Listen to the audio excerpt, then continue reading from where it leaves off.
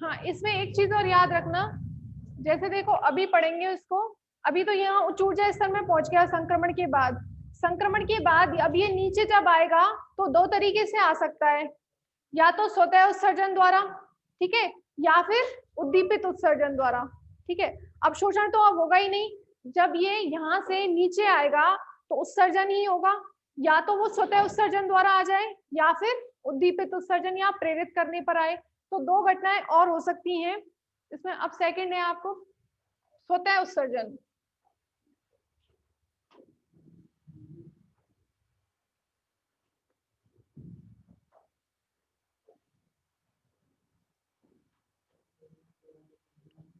स्वतः उत्सर्जन,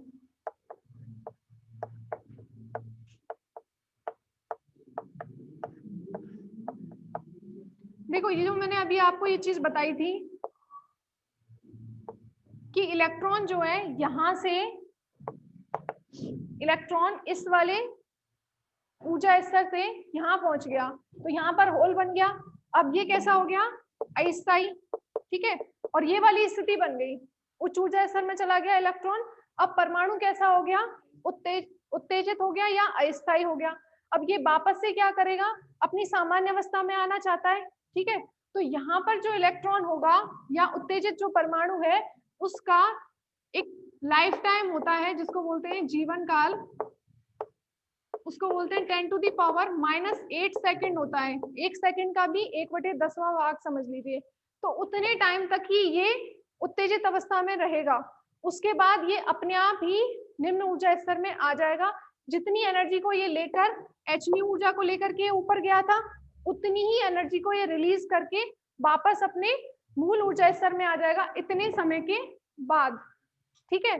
तो अब ये जो घटना है वो किसी बाह्य फोटोन के कारण नहीं हुई है, स्वतः हुई है ना। 10⁻8 सेकंड के लिए वो उच्च ऊर्जा स्तर में रहेगा इलेक्ट्रॉन, उसके बाद वो अस्थायी है। 10⁻⁻8 सेकंड जो उसका जीवन काल होता है उच्च ऊर्जा स्तर में या उत्तेजित अवस्था में, उसके बाद वो क्या होगा, स्वतः ही उतनी एनर्जी को रिलीज करके, जितनी एनर्जी वो लेकर गया था ऊपर उसको रिलीज करके वापस क्या आ जाएगा, मूल ऊर्जा स्तर में, ठीक है। तो इसको घटना में कोई बाह्य फोटोन के उद्दीपन के कारण नहीं हुई है, स्वतः हुई है, स्वतः ये फोटोन का उत्सर्जन हुआ है, इसलिए इस घटना को बोलते हैं स्वतः उत्सर्जन, ठीक है। अब ये जो फोटोन उत्सर्जित होगा उसकी ऊर्जा कितनी होनी चाहिए, इस फोटोन की ऊर्जा कितनी होगी, इन दोनों ऊर्जा स्तरों के ऊर्जा अंतर के बराबर होगी, ठीक है। इस फोटोन की ऊर्जा दोनों ऊर्जा स्तरों के मध्य ऊर्जा अंतर Em माइनस En के बराबर होगी। क्योंकि देखो होता क्या है, जब ये फोटोन इस पर आपतित हुआ, ठीक है, तो यहां से इलेक्ट्रॉन तभी ऊपर जाएगा जब उसकी ऊर्जा, इस आपतित फोटोन की ऊर्जा इन दोनों ऊर्जा स्तरों के मध्य ऊर्जा अंतर के बराबर हो। यदि उसकी ऊर्जा इतनी नहीं हुई तो वो नहीं जाएगा ऊपर।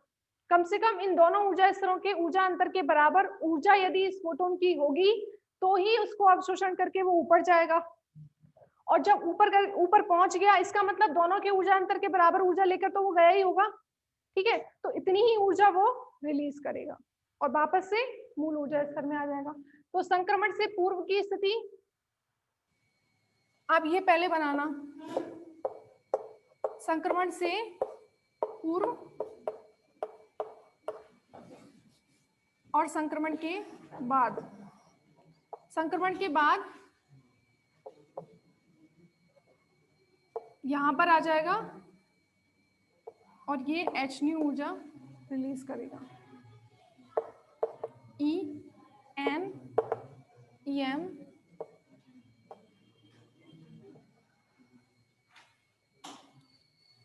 अब परमाणु फिर से क्या हो जाएगा, स्थायी हो जाएगा, ठीक है। ये इलेक्ट्रॉन जो गया था वो वापस यहीं आ गया और इसने कितनी फोटोन उत्सर्जित होगा, कितनी ऊर्जा का, EL माइनस EK, समझ सकते हैं ना ऐसे। ये इलेक्ट्रॉन यहां से यहां गया था पहले, ठीक है, स्वतः अवशोषण, सॉरी उद्दीपित अवशोषण, उसके बाद स्वतः ही अस्थायी होने के कारण वापस से इधर आएगा। तो वो जो फोटोन उत्सर्जित करेगा उसकी ऊर्जा दोनों ऊर्जा स्तरों के मध्य ऊर्जा अंतर के बराबर, तो EL माइनस EK के बराबर होगी। hν बराबर Em माइनस En, ये तो समझाने के लिए बनाना है, एग्जाम में नहीं बनाना ये।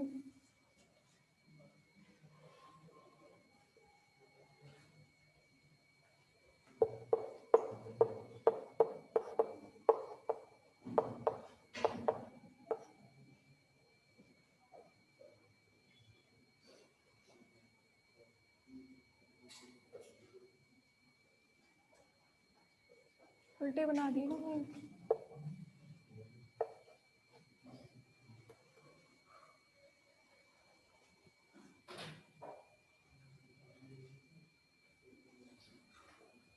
तो इसमें आप लिख लेना, परमाणु उत्तेजित अवस्था में, परमाणु उत्तेजित अवस्था में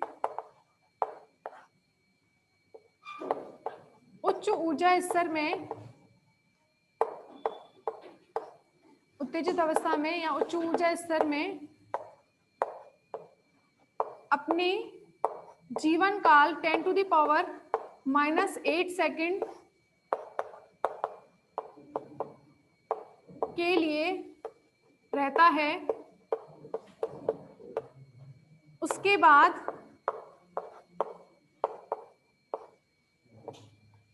परमाणु स्वयं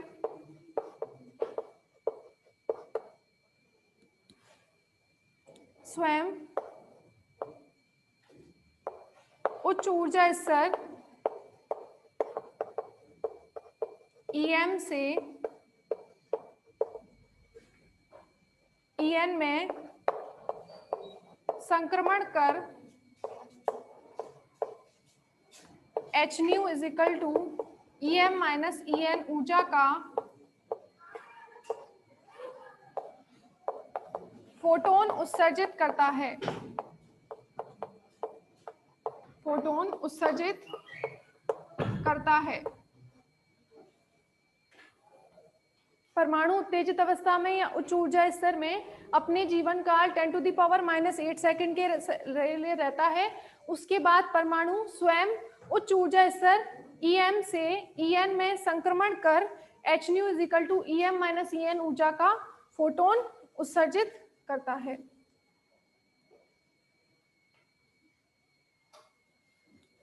चूंकि यह प्रक्रिया, चलो लिख लो पहले,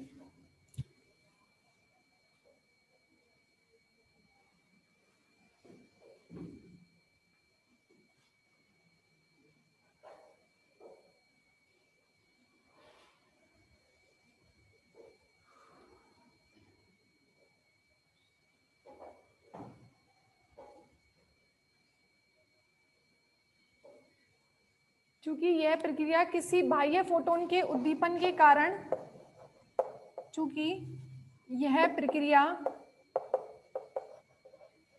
किसी बाह्य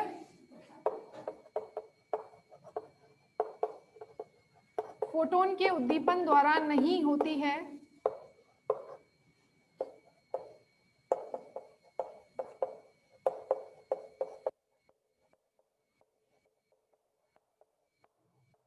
इसलिए यह घटना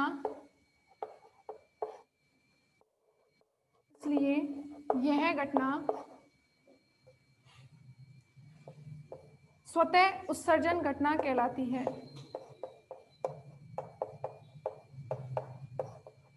स्वतः उत्सर्जन घटना कहलाती है।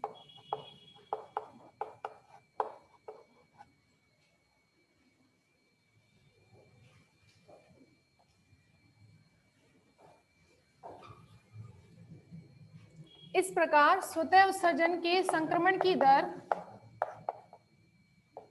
स्वतः उत्सर्जन के संक्रमण की दर, अब देखो स्वतः उत्सर्जन का जो संक्रमण होगा वो कहां से हो रहा है, बाद की स्थिति ये है, ठीक है। संक्रमण कहां से हुआ है, M से N में, तो आप क्या लिखेंगे संक्रमण की दर M to N। अवशोषण की दर कहां से लिखी थी आपने, अवशोषण मतलब N से M में गया था तो आपने लिखा था PNM, ठीक है। अब M से N में आ रहा है तो क्या लिखेंगे PMN, ठीक है। तो PMN जो है, अब ये आपतित फोटोन के वर्णक्रमीय ऊर्जा घनत्व पर डिपेंड करेगी क्या, नहीं करेगी, क्योंकि ये किसी बाह्य फोटोन के उद्दीपन द्वारा थोड़ी ना हो रही है घटना, तो उस पर डिपेंड करेगी ही नहीं। अब किस पर निर्भर करेगी कि जो NN है, ठीक है, उन्हीं पर निर्भर करेगी इसमें कितने परमाणु हैं, ठीक है, उतने ही तो ऊपर जाएंगे और ऊपर जाएंगे वो ये नीचे आएंगे, ठीक है। तो किस पर डिपेंड करेगी, n ऊर्जा स्तर में परमाणुओं की संख्या पर निर्भर करेगी। क्यों करेगी, क्योंकि जितने यहाँ पर परमाणु होंगे उतने ही ऊपर जाएंगे और जितने ऊपर पहुंच जाएंगे उतने ही तो फोटोनों का उत्सर्जन करके वापस नीचे आएंगे। तो स्वतः उत्सर्जन किसके परमाणुओं पर निर्भर करेगा, इस ऊर्जा स्तर में परमाणुओं की संख्या पर निर्भर करेगा। और n ऊर्जा स्तर में परमाणु हमने कितने माने हैं, NN, ठीक है। संक्रमण की दर n ऊर्जा स्तर में परमाणुओं की संख्या पर निर्भर करता है। n ऊर्जा स्तर में या निम्न ऊर्जा स्तर में, n कौन सा ऊर्जा स्तर है, निम्न ही तो है, निम्न ऊर्जा स्तर में परमाणुओं की संख्या के समानुपाती।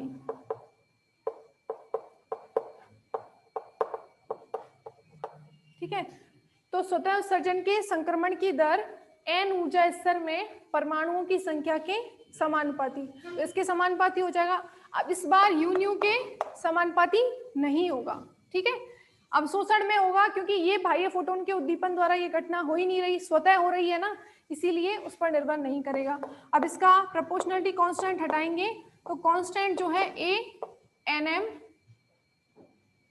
AMN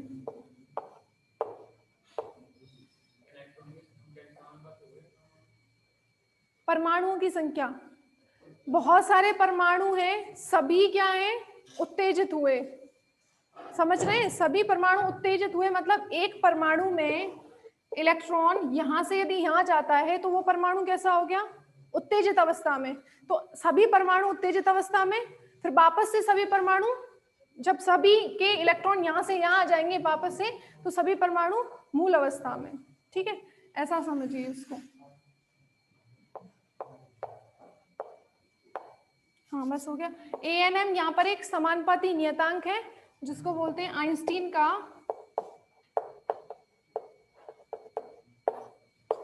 का उत्सर्जन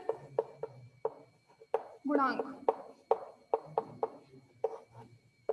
BMN को आपने क्या माना था, अवशोषण गुणांक, और उत्सर्जन है तो यहाँ पर आइंस्टीन का उत्सर्जन गुणांक।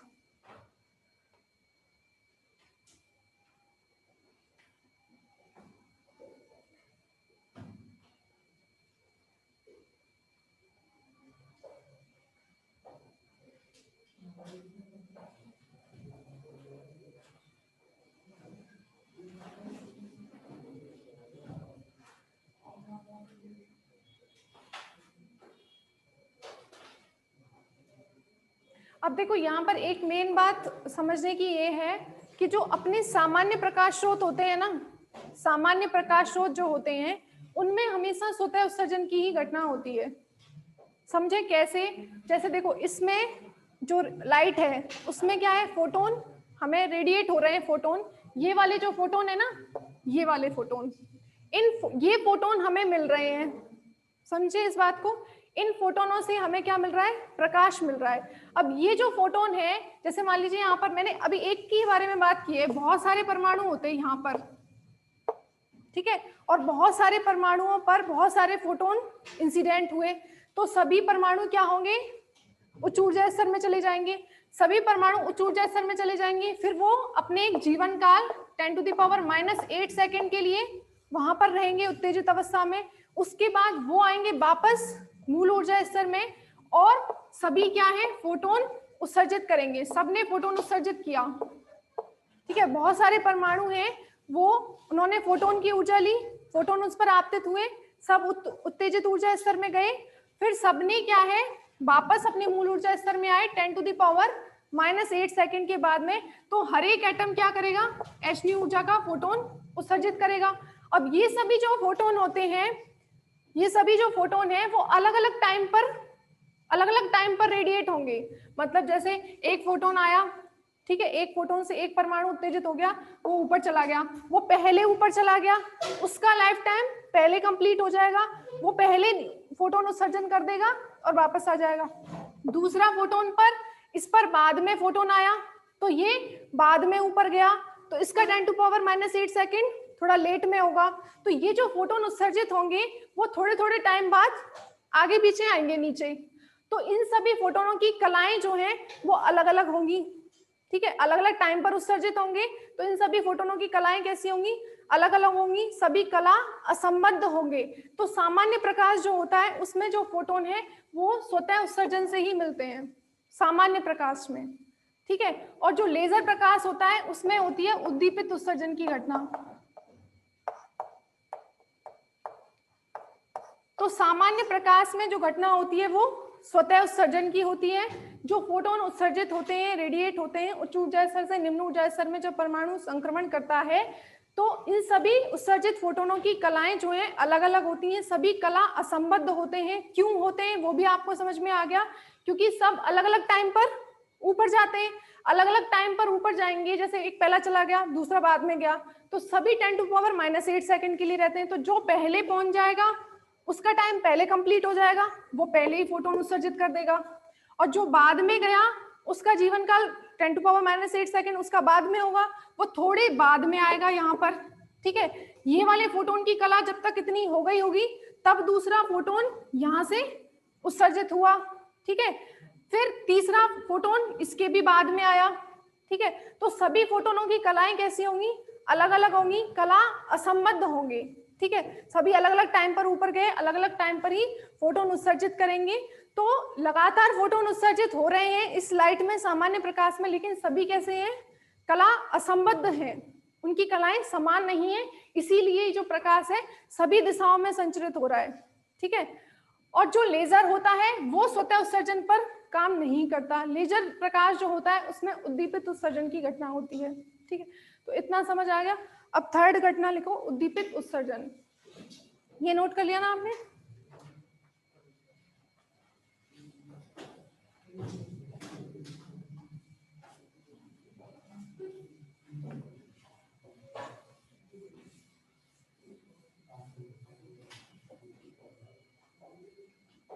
उद्दीपित या प्रेरित उत्सर्जन।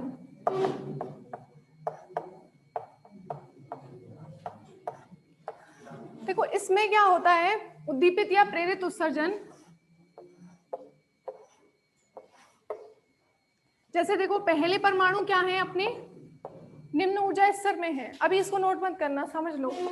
इस तरीके से इस पर फोटोन आपतित हुए, बहुत सारे फोटोन इस पर आपतित हुए, ठीक है। फोटोन आपतित होंगे तो एक एक परमाणु जैसे एक एक फोटोन अवशोषित करके सब कहाँ जाएंगे, ऊपर जाएंगे। मान लीजिए 2 अभी तक ऊपर चले गए, बाकी सब नहीं गए अभी, तो 2 ऊपर पहुंचे हुए हैं और यहाँ पर कुछ रह गए अभी, ठीक है। अभी इतने रह गए, 2 ऊपर पहुंच गए हैं। अब होगा क्या, जब इस पर अब तीसरा वाला फोटोन, जब इस पर लगातार फोटोन आपतित हो रहे हैं, ठीक है, उसमें से कुछ के लिए फोटोन अवशोषण कर लिया और वो ऊपर चले गए, ठीक है, यहाँ तक कुछ अभी रह गए हैं और लगातार इधर से फोटोन अभी भी इंसिडेंट हो रहे हैं। तो इस पूरे परमाणु निकाय पर ही तो फोटोन आपतित हो रहे हैं। तो आइंस्टीन ने ये तर्क दिया कि जो फोटोन है वो हमेशा यहीं थोड़े ना आएंगे, ऐसा भी तो हो सकता है ये फोटोन ऊपर वाले परमाणुओं से भी तो अन्योन्य क्रिया कर सकते हैं ना। फोटोन जब आपतित लगातार आपतित हो रहे हैं तो जो फोटोन नीचे आएंगे उनका अवशोषण करके तो ये परमाणु उत्तेजित अवस्था में चले गए। तो फोटोन नीचे ही क्यों जा रहा है, इनसे भी तो अन्योन्य क्रिया कर सकता है जो उत्तेजित अवस्था में है और जिनका अभी 10⁻⁻8 सेकेंड का जीवन काल जो अभी खत्म नहीं हुआ है, उससे पहले ही ये फोटोन इनसे अन्योन्य क्रिया भी तो कर सकते हैं, ठीक है। तो मान लीजिए अभी इनका टाइम पीरियड अभी पूरा नहीं हुआ है, उससे पहले ही ये फोटोन यहाँ पर आ गया और इस परमाणु से उन्होंने अन्योन्य क्रिया करी, ठीक है। तो इस परमाणु से जब ये अन्योन्य क्रिया करेगा तो क्या होगा, ये परमाणु वापस से कहाँ आएगा, निम्न ऊर्जा स्तर में। ये इससे टकराया, टकराने के बाद क्या होगा, ये वापस से अपने मूल ऊर्जा स्तर में आएगा और फोटोन का क्या करेगा, जितनी ऊर्जा लेकर ये ऊपर गया था उसको उत्सर्जित करेगा। तो एक फोटोन की ये वाली ऊर्जा और एक फोटोन की ये वाला फोटोन, ये दोनों फोटोन जो हैं वो हमेशा कला संबद्ध होंगे। समझो दोबारा कि कुछ परमाणु नीचे हैं और कुछ ऊपर हैं। अभी इनका 10⁻⁻8 सेकंड का जीवन काल पूरा नहीं हुआ है, जिससे कि ये अपने आप नीचे आ जाते। ठीक है, वो अभी है, तब तक ये फोटोन यहाँ पर ऊपर वाले परमाणुओं से अन्योन्य क्रिया कर लेता है। मान लीजिए इसने इस वाले परमाणु से अन्योन्य क्रिया की, ये इससे टकराया, टकराने के बाद क्या होगा, ये फोटोन निम्न ऊर्जा स्तर में आएगा और कितनी ऊर्जा रिलीज करेगा, hν। ठीक है, वो टकराने के बाद इससे hν ऊर्जा निष्कासित करेगा या उत्सर्जित करेगा और वापस कहाँ आ जाएगा, नीचे आ जाएगा।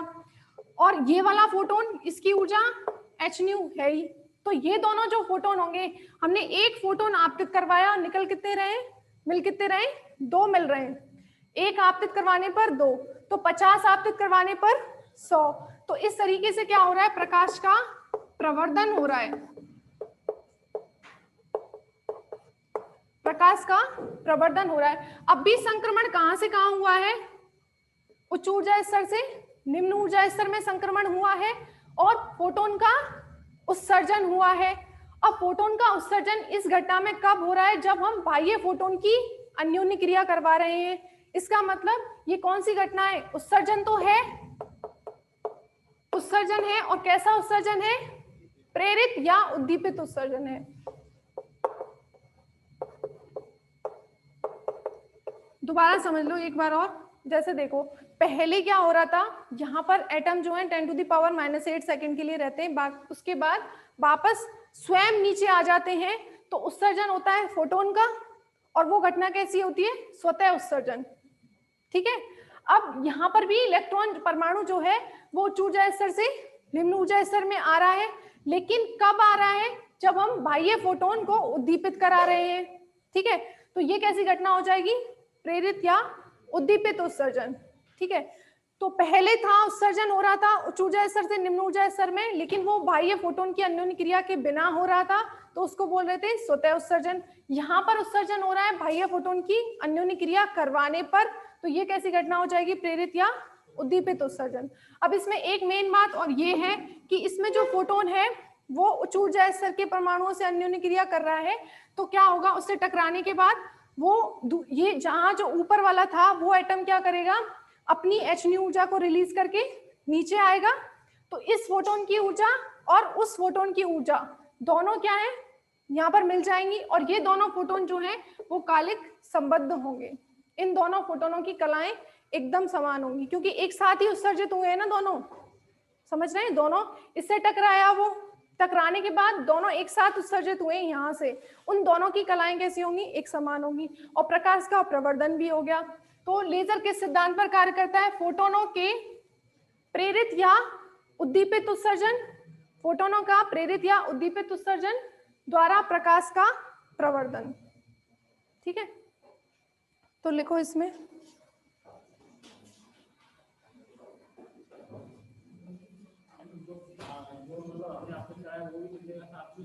हाँ हाँ, अब अवशोषण नहीं करेगा ना वो फोटोन का, तो फिर वो जाएगा कहाँ। देखो, इस जब किसी परमाणु से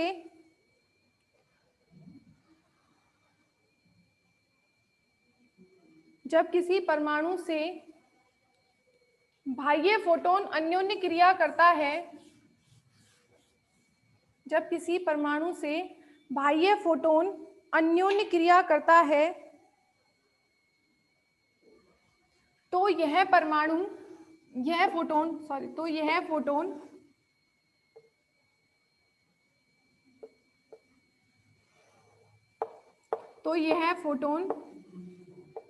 उत्तेजित परमाणु, तो यह फोटोन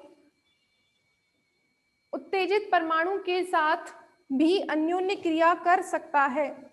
तो यह फोटोन उत्तेजित परमाणु के साथ भी अन्योन्य क्रिया कर सकता है।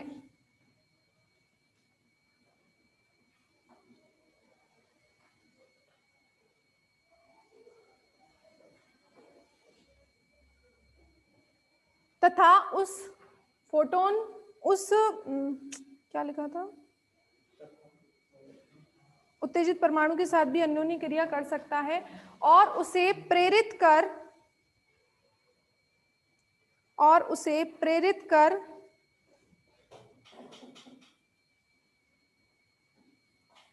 कर सकता है, और उसे प्रेरित कर सकता है, जिससे नए फोटोन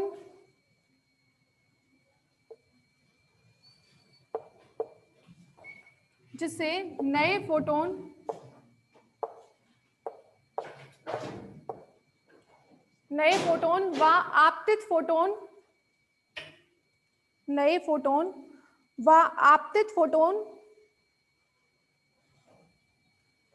की कला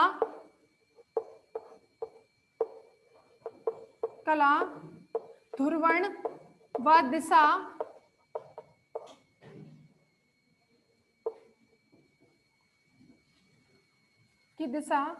एक समान होती है। कला, ध्रुवण व दिशा एक समान होती है।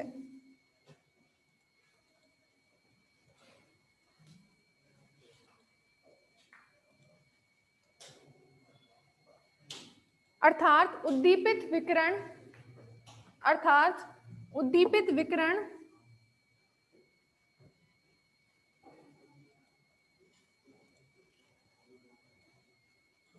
प्रेरित करने वाले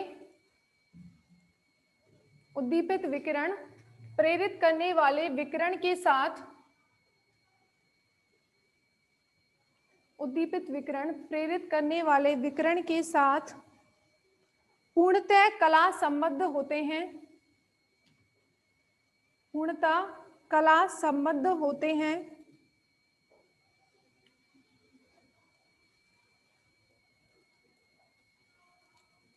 फलस्वरूप विकिरणों की तीव्रता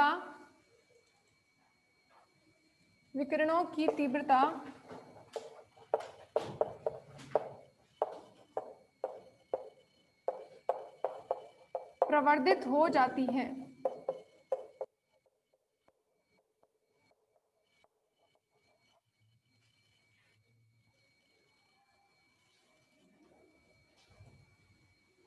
लेजर की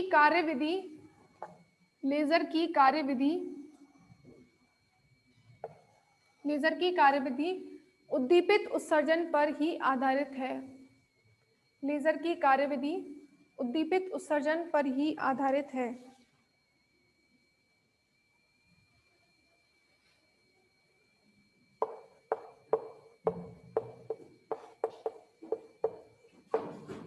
ये बना लेना संक्रमण से पूर्व, संक्रमण के बाद।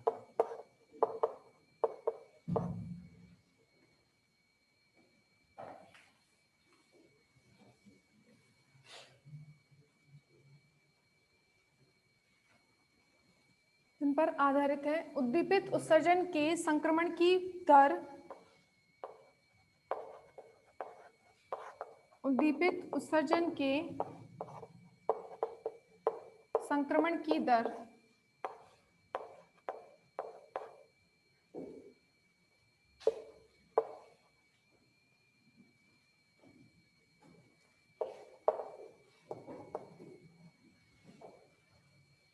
तो संक्रमण की दर कहां से कहां तक होगी? m से n में हो रहा है संक्रमण, तो p m n वो किसके प्रोपोर्शनल होगी कि m ऊर्जा स्तर में जितने एटम हो, ठीक है, जितने ज्यादा यहाँ पर होंगे उतने ही ज्यादा उनसे फोटोन अन्योन्य क्रिया करेगा और ये हमें प्रवर्धित प्रकाश मिलेगा। तो किसके परमाणुओं पर निर्भर करेगी? m ऊर्जा स्तर में परमाणुओं की संख्या के समानुपाती और आपतित फोटोन के ऊर्जा घनत्व के समानुपाती। ये उद्दीपित है ना, तो आपतित फोटोनों पर निर्भर कर ही रहा है, आपतित फोटोनों पर और m ऊर्जा स्तर में परमाणुओं की संख्या पर।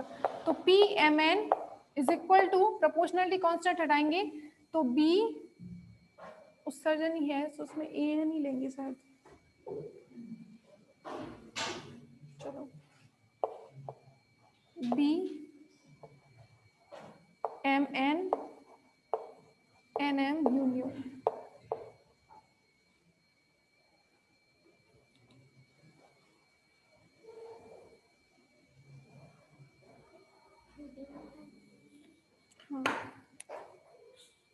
अब ये जो संबंध आए तीनों, स्वतः उद्दीपित अवशोषण, स्वतः उत्सर्जन और उद्दीपित उत्सर्जन, ये 3 प्रकाशिक घटनाएं हो सकती हैं जब किसी परमाणु निकाय पर फोटोन आपतित होगा।